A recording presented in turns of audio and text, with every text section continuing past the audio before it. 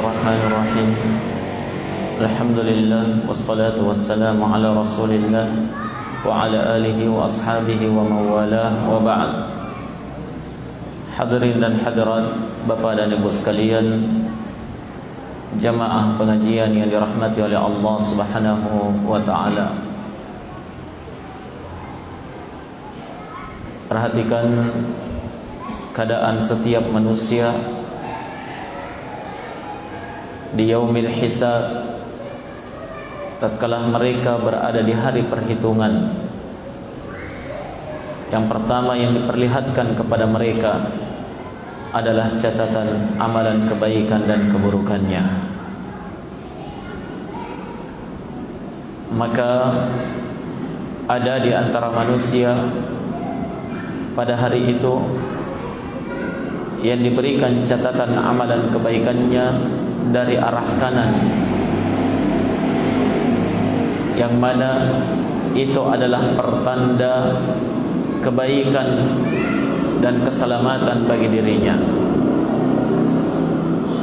Sementara ada orang yang diberikan catatan amalannya dari arah kiri atau bahkan dari belakang punggungnya, maka itu adalah pertanda buruk, pertanda bahwa dia akan dimasukkan ke dalam neraka Allah Azza wa Jalla. A'adhanallahu wa iyyakum minha. Perhatikan Bapak dan Ibu sekalian, orang-orang yang catatan amalan kebaikannya itu lebih banyak, maka akan diberikan catatan amalan itu dari arah kanan. Allah Subhanahu wa taala berfirman, "Fa amma man utiya kitabahu bi yaminihi fasawfa yuhasabu hisaban yasira wa yanqalibu ila ahlihi masrura." Maka barang siapa yang diberikan catatan amalannya dari arah kanan, maka pasti dia akan dihisab dengan hisab yang mudah. Dia akan melalui perhitungan itu dengan perhitungan yang dipermudah oleh Allah. Dan kelak dia akan kembali kepada keluarganya yang sesungguhnya di dalam surga dalam keadaan masrura, dalam keadaan bergembira, berbahagia, dalam keadaan penuh dengan sukacita. Semoga Allah menjadikan saya dan antum seluruhnya termasuk dari kalangan mereka. Mereka inilah orang-orang yang paling beruntung hidup dalam kehidupan dunia. Di saat tatkala dia menerima catatan amalan kebaikannya dari arah kanan, pertanda keselamatan bagi dirinya, dia akan melihat catatan-catatan amalannya penuh dengan kebaikan, penuh dengan pahala, penuh dengan ibadah kepada Allah Subhanahu wa taala. Yang dengan itu dia akan dirahmati oleh Allah Azza wa Jalla dan dimasukkan ke dalam surga. Nah, di dalam ayat yang lain Allah Subhanahu wa taala juga menerangkan, wa amma man utiya kitabahu bi yaminihi fayaqulu ha umqra'u kitabiyah.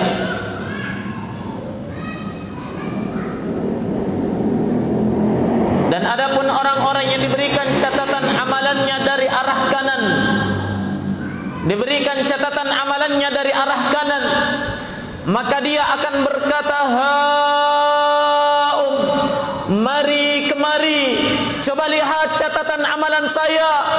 Dengan bangganya dia berteriak di hadapan seluruh makhluk. Naam, dia ingin agar supaya manusia semuanya melihat keberhasilan dari rapornya selama ini. Ha umqra'u kitabiyah, mari kemari, coba kalian baca kitab saya.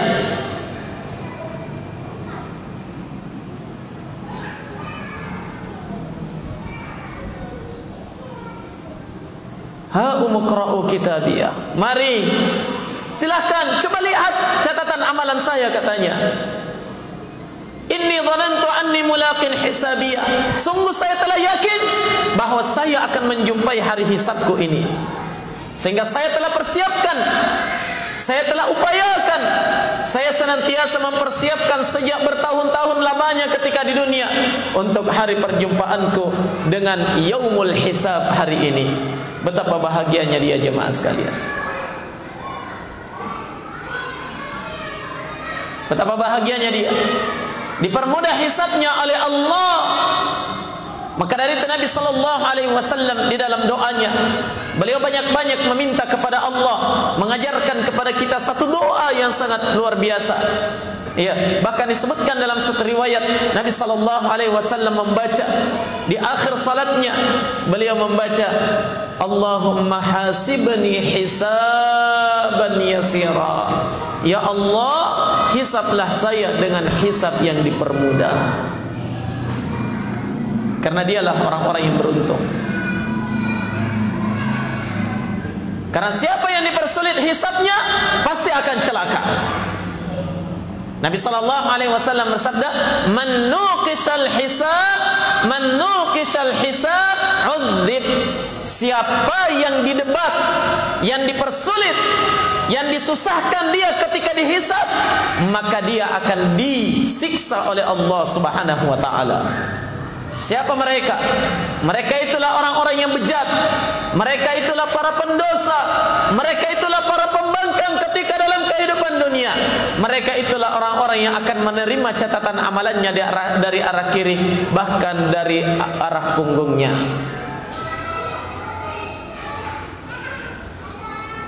Allah Subhanahu wa taala berfirman, "Fa amma man utiya kitabahu bishimali fayaqulu ya laitani lam uta kitabiyah wa lam adri ma hisabiyah ya laitaha kanatil qadiyah ma aghna anni maliyah halaka anni sultaniyah." Dan adapun orang-orang yang diberikan catatan amalannya dari arah kiri, maka dia akan berkata, ya laitani, duhai celakanya saya, lam uta kitabiyah, seandainya tidak usah diberikan kepada saya catatan ini. Seandainya bisa tidak usah saya lihat. Malu dia melihat catatan amalan keburukannya di hadapan Allah. Ya laitani lam uta kitabiyah, duhai seandainya saya tidak usah melihat catatan amalan ini. Dalam ayat yang lain Allah juga menyebutkan, yawaddu ahaduhum law anna bainahu wa bainahu amadan ba'ida. Salah seorang di antara mereka pada hari kiamat berharap, sangat berkeinginan, seandainya antara dirinya dengan catatan amalan yang buruk ini ada jarak yang sangat jauh, tidak perlu saya melihatnya. La ilaha illallah.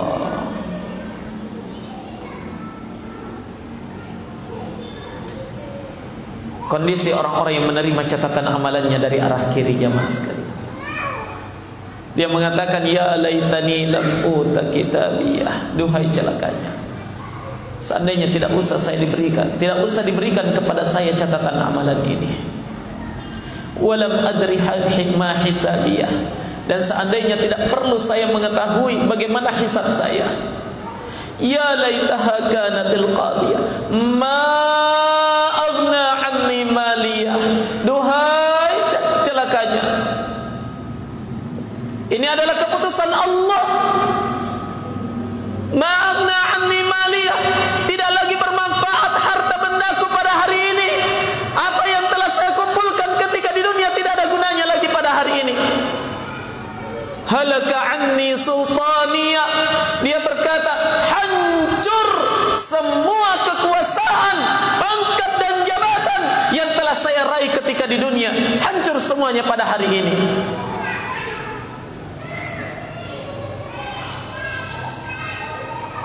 Allah berfirman, khudhuhu faghulluh thummal jahima salluh. Allah berfirman kepada para malaikat, khudhu, tangkap dia, faghulluh, ikat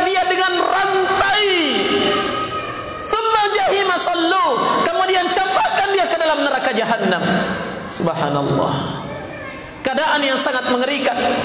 Naam, ada orang-orang yang diberikan catatan amalannya dari arah kiri. Mereka itulah orang-orang yang akan celaka. Bahkan dia ada di antara mereka yang menerima catatan amalannya dari belakang punggungnya.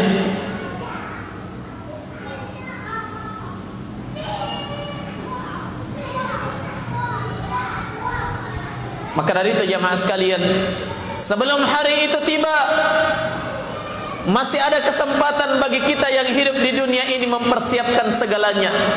Akankah kita termasuk orang-orang yang beruntung yang akan berteriak, ha umqra'u kitabiyah, mari kemari lihat catatan amalan saya, bangga dia di hadapan Allah? Atau termasuk orang-orang yang justru malu di hadapan Allah dan malu di hadapan seluruh makhluk memperlihatkan catatan amalannya, sampai-sampai dia berkata, seandainya ada jarak antara saya dengan catatan amalan ini, tidak perlu saya melihatnya.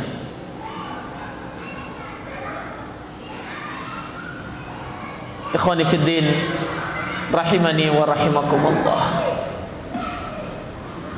Benar apa yang dikatakan oleh Nabi, man nukishal hisaba udzib, siapa saja yang dimunaqasyah, dipersulit di dalam hisabnya, pasti dia akan diazab, disiksa oleh Allah Subhanahu wa taala. Ajaranallahu wa iyyakum minha. Semoga Allah Subhanahu wa taala menyelamatkan kita seluruhnya dari perkara yang sangat mengerikan itu. Yaumul hisab, hari tatkala manusia dihisab pada hari kiamat.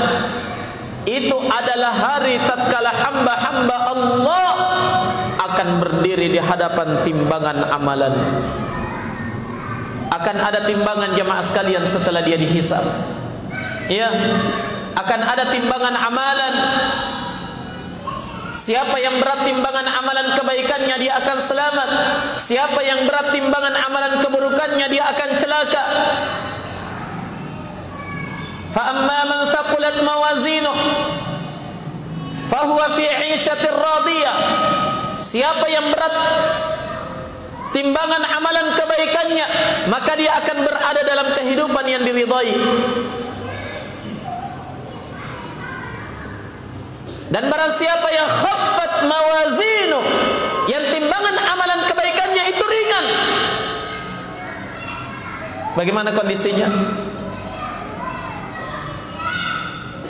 Mereka itulah orang-orang yang celaka, orang-orang yang akan merugi, orang-orang yang akan menyesal untuk selama-lamanya. Allah Subhanahu wa taala berfirman, "Wa nadha'ul mawazinal qista liyaumil qiyamah, fala tudlamu nafsun syai'a, wa in kana mithqala habatin min khardalin atayna biha wa kafa bina hasibin." Dan kami akan tegakkan timbangan yang adil pada hari kiamat, sehingga tak ada seorang pun yang akan terzalimi, tidak ada yang teraniaya pada hari itu.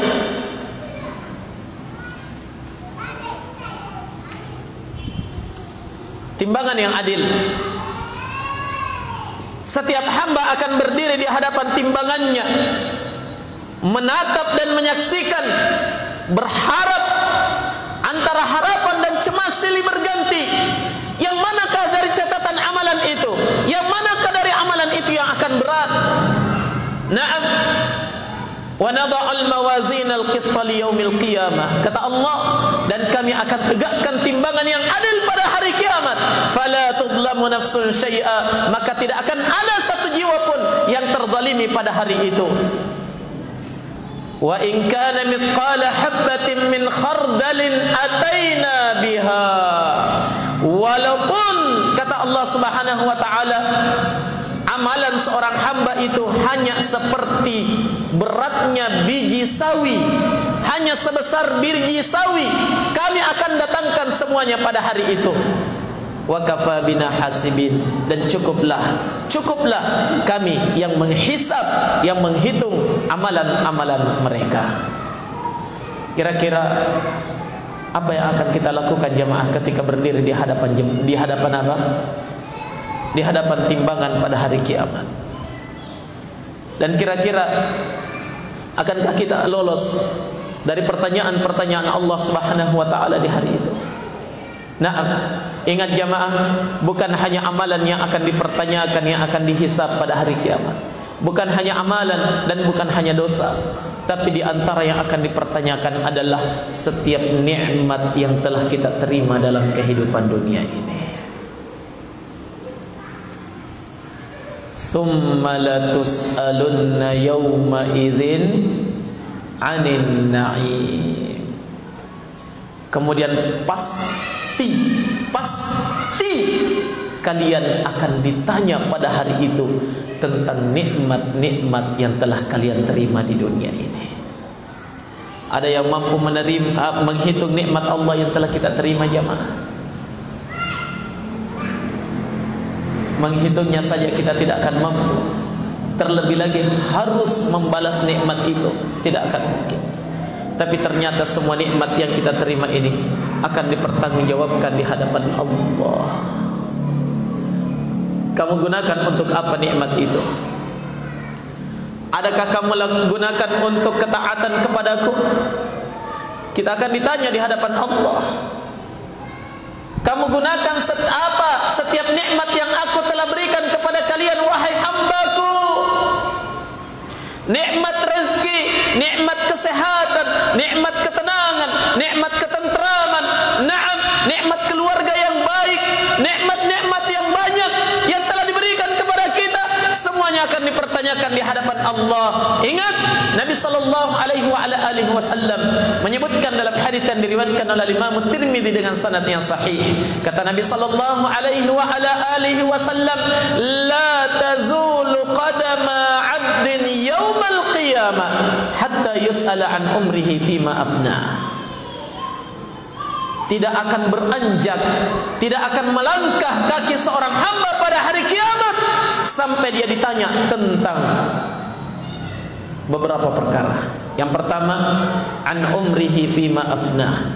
Dia akan ditanya tentang umurnya, di mana dia habiskan umur yang panjang itu.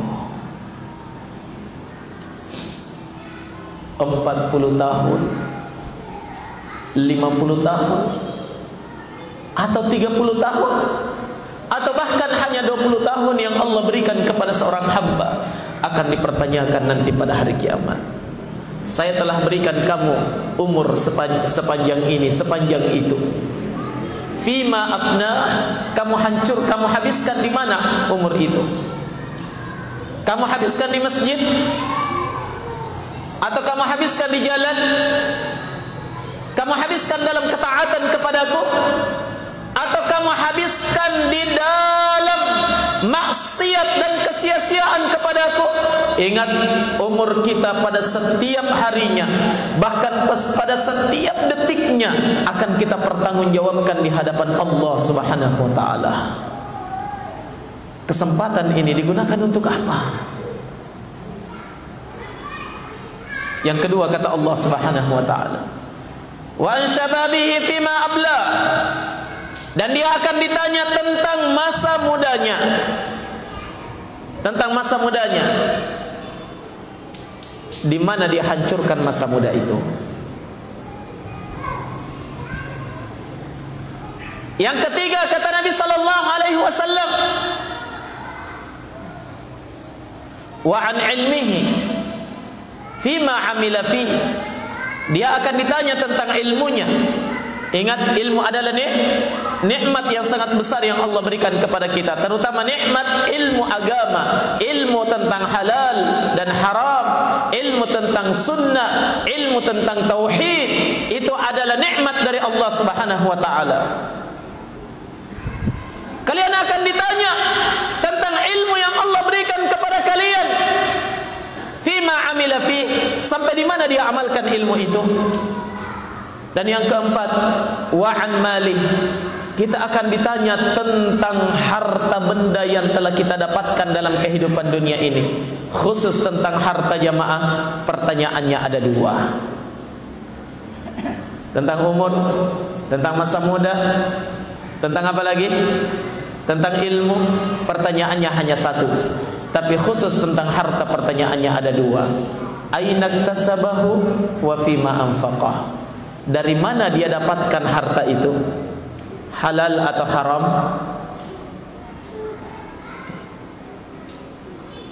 Yang kedua, di mana dia habiskan, dalam perkara apa dia habiskan harta benda itu.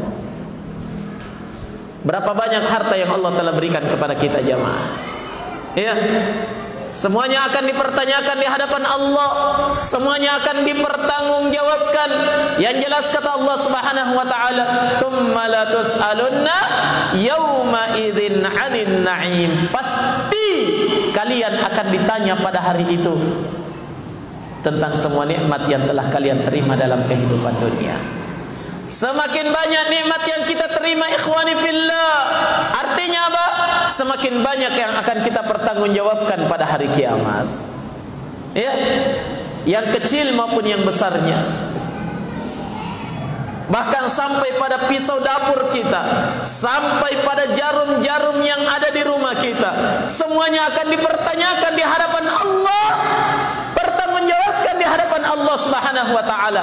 Aina tasabah? Dari mana dia dapat? Wa fima anfaqah? Dan di mana, pada perkara apa dia pergunakan harta benda ya yang telah diberikan oleh Allah terhadap dirinya. Yang jelas ikhwah, bersiap dan teruslah bersiap untuk persiapan hari esok. Oleh karena itu Allah Subhanahu wa taala berfirman di dalam Al-Qur'an, "Ya ayyuhalladzina amanu taqullaha wal tanzur nafsum ma qaddamat lighad." Wahai orang-orang yang beriman, bertakwalah kalian kepada Allah, dan hendaklah setiap jiwa memperhatikan betul apa yang telah dia persiapkan untuk hari esok. Siapkah kita mempertanggungjawabkannya? Kalau tidak siap, jangan ucapkan. Kalau tidak siap, jangan lakukan. Iya, karena semuanya itu akan dipertanggungjawabkan di hadapan Allah Subhanahu wa taala. Semoga Allah Subhanahu wa taala menjadikan kita semuanya orang-orang yang dipermudah hisabnya pada hari kiamat nanti. Yang terakhir jemaah sekalian, saya ingin membacakan satu hadis dari Nabi sallallahu alaihi wasallam, bahwasanya bagaimanapun beratnya hisab pada hari kiamat, ternyata ada orang-orang yang beruntung yang tidak akan dihisab di hadapan Allah. Bukan hanya dipermudah hisabnya, tapi memang tidak akan dihisab oleh Allah. Kata Nabi sallallahu alaihi wa ala alihi wasallam, "Uridat 'alayya al-umam fara'aitu an-nabiyya wa ma'ahu ar-rajul wa ma'ahu ar-rahat wan nabiyya wa ma'ahu ar-rajul aw ar-rajulan wan nabiyya wa laysa ma'ahu ahad." Telah diperlihatkan kepadaku umat-umat para nabi dan rasul Allah pada hari kiamat nanti, dan saya melihat ada nabi pengikutnya yang selamat, pengikutnya dia hanya ada sekitar 3 sampai 9 orang. Ada nabi pengikutnya hanya berapa? 1 atau 2 orang. Saya lihat lagi, ada nabi tidak ada satupun pengikutnya. Fanadhartu fa idza sawadun 'azim fa dhanantu annahum ummati. Tiba-tiba saya melihat dari kejauhan ada umat yang datang hitam karena banyaknya umat itu, banyaknya pengikut nabi itu. Maka saya yakin itu adalah umatku. Ya, saya berharap itu adalah umatku, kata Nabi. Faqila li, tapi dikatakan kepada saya, hadza Musa wa qaumuhu. Ini adalah Musa dan kaumnya. Walakin inzur ilal ufuq, tapi coba kamu lihat ke ufuk lagi. Fa idza sawadun azim, tiba-tiba saya melihat ada rombongan umat yang sangat banyak. Yang sangat banyak, lebih banyak lagi dari umatnya atau pengikutnya Nabi Musa. Faqila li, maka dikatakan kepadaku, kata Nabi, hadhihi ummatuk, inilah umatmu wahai Muhammad, wa ma'ahum sab'una alfan yadkhulunal jannata bighairi hisab. Dan bersama di tengah-tengah umatmu yang selamat itu ada di antara mereka sab'una alfan, 70.000 orang yang akan masuk ke dalam surga bighairi hisab, tanpa hisab. Betapa beruntungnya mereka. Di antara umatmu yang selamat wahai Muhammad, ada 70 orang yang akan masuk surga tanpa hisab, tidak ditanya lagi, langsung bebas masuk ke dalam surga. Dalam riwayat yang lain, dalam riwayat Imam Ahmad dikatakan, ada tambahan hadis ini mengatakan bersama dengan 70.000 orang itu, setiap satu orang dari 70 orang itu bersamanya ada 70.000 orang lagi akan masuk ke dalam surga tanpa hisab. Para sahabat ribut, siapa mereka yang beruntung ini? Iya, karena setelah menyebutkan hadis itu, Nabi langsung masuk ke rumahnya. Sahabat berdebat, ada yang mengatakan ya, sepertinya mereka adalah orang-orang yang terlahir di atas Islam, tidak pernah kafir, kemudian meninggal. Ada yang mengatakan sepertinya dia adalah para sahabat Nabi. Mendengarkan sahabat ribut, Nabi pun keluar kembali dan beliau memberikan penjelasan. Siapa mereka yang beruntung itu? Kata Nabi, humul ladzina la yastarqun wa la yaktawun wa la yatatayyarun wa ala rabbihim yatawakkalun. Mereka adalah orang-orang yang selamat itu, mereka adalah orang-orang la yastarqun. Mereka adalah orang-orang yang tidak pernah minta untuk diruqyah. Bukan tidak pernah diruqyah, ya.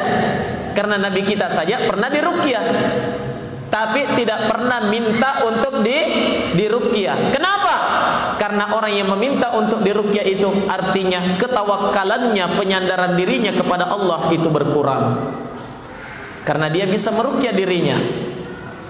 Ya, tapi kalau dia diruqyah tanpa meminta, itu tidak masalah. Mereka adalah orang-orang yang tidak pernah minta untuk diruqyah. Wala yaktawun, dan tidak pernah berobat menggunakan cara kai. Kai itu pengobatan menggunakan api.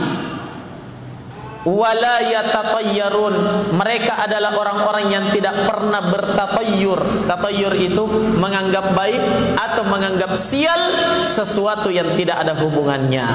Kalau dalam bahasa kita pemali.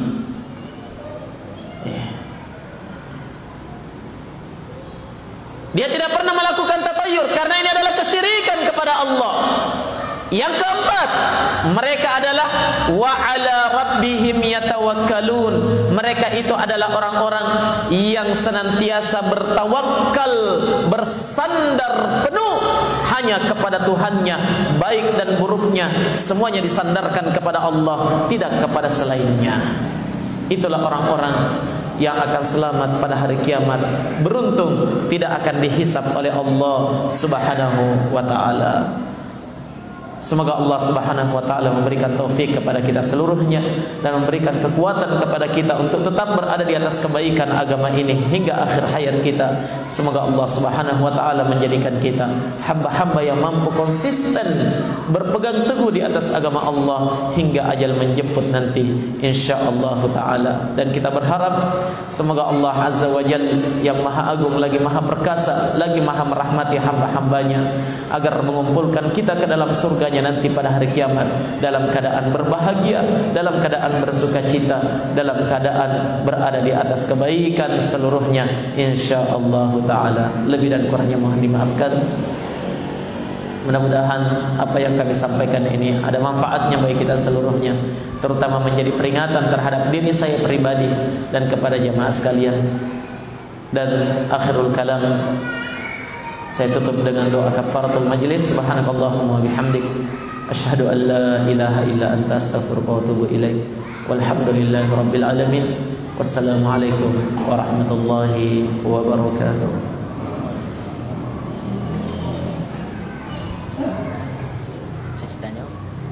Masih ada waktu? Kalau masih ada. Kalau masih ada waktu ya. Sudah.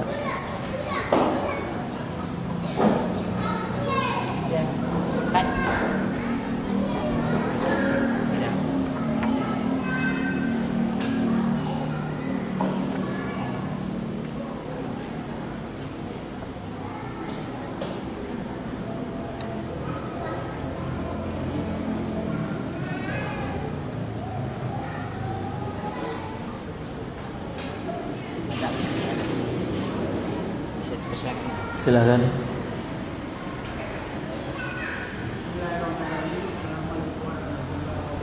Waalaikumsalam warahmatullahi wabarakatuh.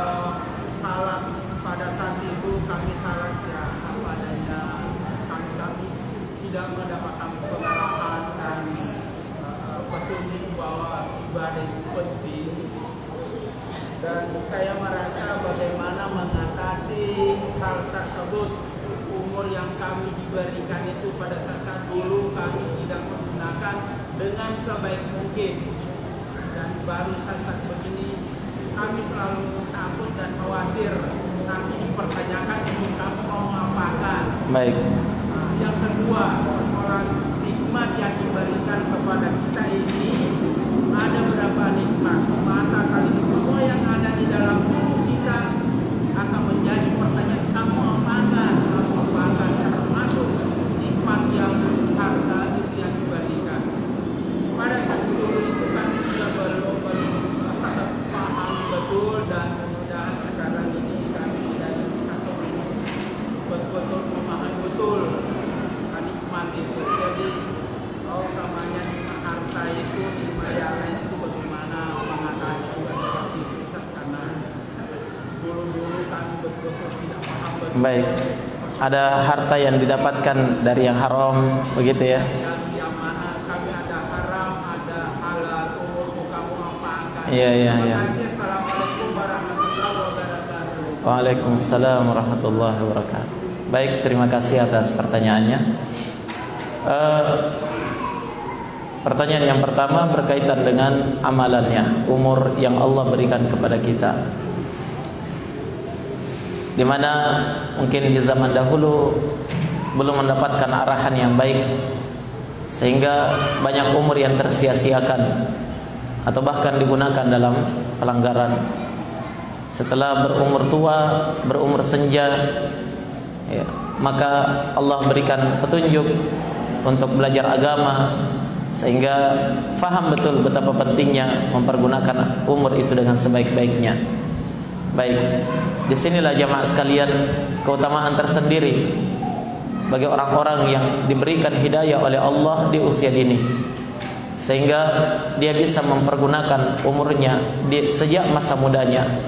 Karena sebagaimana yang kita fahami bahwa masa muda itu adalah masa yang paling produktif, masa yang paling kuat, masa yang paling cemerlang. Seseorang, banyak hal yang bisa dilakukan oleh anak muda tidak bisa dilakukan oleh orang tua. Nah sekarang yang jadi permasalahan, orang yang sudah terlanjur terjatuh dalam kesia-siaan di masa mudanya. Nah, bagaimana mempertanggungjawabkan umur itu? Yang jelas, setiap saat dari umur kita akan dipertanyakan di hadapan Allah. Nah, akan dipertanggungjawabkan di hadapan Allah. berdasarkan dalil-dalil umum yang telah kita sebutkan tadi. Namun jangan khawatir.